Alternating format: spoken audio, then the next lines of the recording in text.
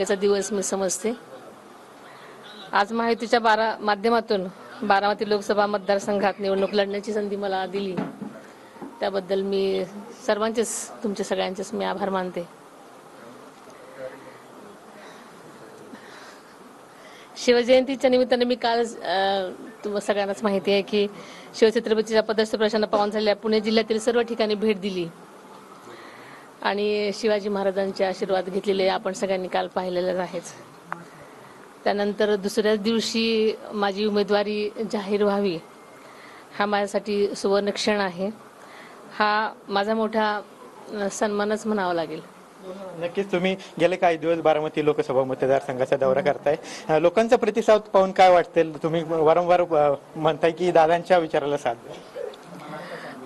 जिथे जाईल तिथे लोकांचा प्रचंड उत्साह आणि प्रतिसाद आहे, त्याच्यामुळे त्या उत्साहाला बघून नक्कीच वाटतं की ते प्रचंड प्रतिसाद दादांच्या पाठीशी उभे राहतील म्हणून।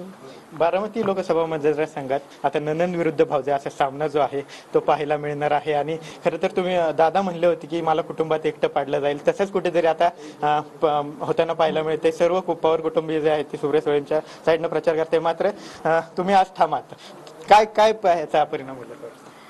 नाही, कारण हे जनतेने ठरवलेलं आहे की मला उमेदवार करायचा, त्याच्यामुळे तसं काही म्हणजे बघूया, आता सगळी जनतेने हातात घेतलेली निवडणूक आहे ही।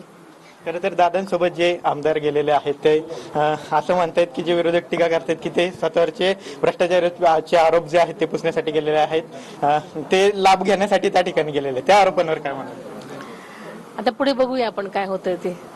नक्कीच खरं तर उमेदवारी जाहीर झाल्यानंतर पहिली प्रतिक्रिया जी आहे ती TV9 ला आपल्या सुनील पवार यांनी दिलेली पाहायला मिळते। कॅमेरा पर्सन सुशांत राव सह विनय जगताप, TV9 मराठी, पुणे।